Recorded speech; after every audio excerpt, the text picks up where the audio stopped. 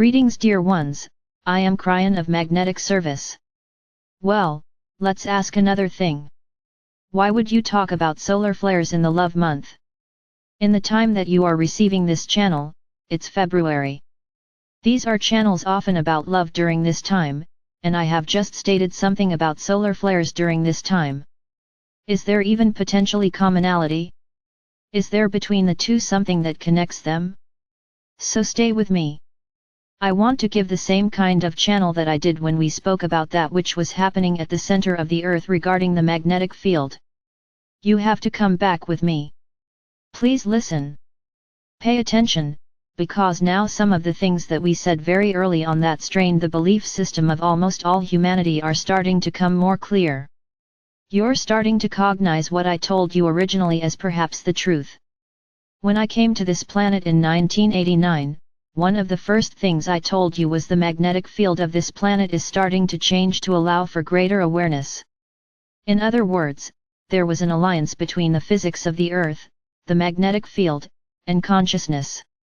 We also told you we had a grid group that would work for a while and then leave.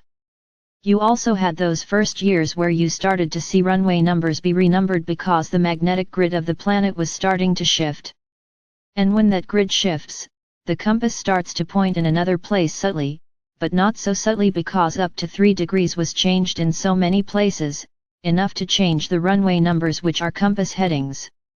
Whales, they started beaching themselves, did you notice? Because they navigate with the magnetic grid. That's how they migrate. And so whereas there was ocean in one spot, suddenly there's an isthmus or a beach or something in their way, and they navigated just like they always did, and instead beached themselves. By the way, this stopped after a few years, showing you that they then returned to something that they adjusted to regarding the navigation that they need to migrate. What I am telling you, dear ones, is that the magnetic grid began to shift just like I said it would.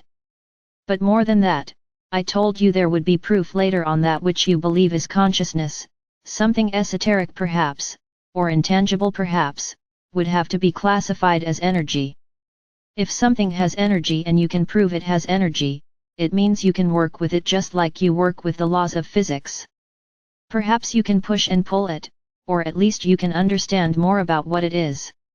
In the early 2000s, the experiments started. Something happened.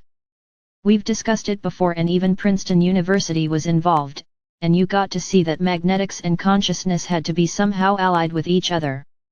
Two multidimensional energies working together on this planet for something I told you would be. The magnetic grid has to change, and the subtleties of the change were at first when I arrived. But then it started to get more, I would say, dramatic, less remote. And we gave you the channel last year about what was happening internally with the Earth, where some of the core was starting to move in an odd way. That is the process of the generation of the magnetic grid that you are seeing, and the magnetic grid changed slightly. One other thing, actually there is more than one, but one other thing that we are speaking of that could really give the magnetic grid of this planet quite a push of change is a solar flare. The Sun is right on schedule. It is cooperating with the shift. When a solar flare occurs, especially the kinds that you are seeing, that solar flare puts itself dramatically as a powerful energy into the heliosphere of the Sun, that you might say it then blasts the Earth with radiation that you haven't normally seen from the Sun, which is common, except the solar flares, uncommon. Sure, the Sun is always radiating that kind of things and you're shielded with the magnetic grid. But more than being shielded with it, think of it this way. The solar flare is pushing onto this grid of the Earth a new energy that actually then changes the magnetic grid slightly. So the solar flares are changing the grid. They have to. The grid is absorbing them at the same time it is working with them, and this particular energy that we are speaking of is physical energy. The grid is physical magnetics. We have told you from the beginning, I am the magnetic master.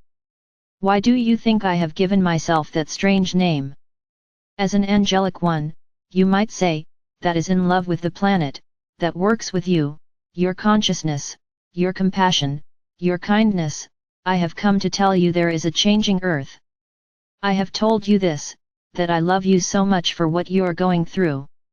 These machinations of consciousness you're starting to see on the planet in so many ways. This dark and light battle you have is because as the magnetic grid changes, it starts to awaken the old souls. It starts to then enhance the mastery that is sailing through the veil. It starts to then talk to your DNA different than it did before. It's all related. This planet of yours, all of it, has some part to play with your chemistry, with your consciousness, with the air that you breathe. And part of this planet and what it's doing with you and for you is the magnetic grid. The solar flares are affecting this. You are told that they are dangerous. Indeed, they are.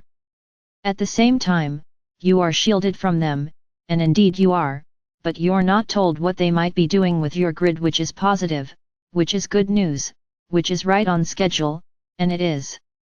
It's a different kind of a message, isn't it? What's it got to do with love? You're so loved. You're so protected in so many ways that you don't know of. This is a dramatic time. It's the love of the Creator, which gives a push to your grid so that this battle of dark and light that you're experiencing will be shorter than if it were not that way. There are so many things that you are being given on this earth to help push away that which is, I would say, not belonging to an earth that is filled with love and mastery. Dark things don't belong in light, dear ones, and it would take you so long in this battle if it were not for these things. They're happening right on schedule. I've seen them happen again. And if you could say that the other side of the veil is in love with you or gets emotional, that's the human part you're watching. That's the man in the chair as I talk to him trying to assimilate what I am giving him. He struggles for words because love is that way. It's always been that way. We are so much in love with you. Part of the things that may be mysterious, frightening, maybe even dangerous that you're being told what's with the solar flares? Can you welcome them? Thank you, Spirit, for changing this grid yet again, for helping us with the battle before us, of putting light on the planet with the consciousness of the old souls who are watching this right now. I am Kryon in love with you all. And so it is. Kryon.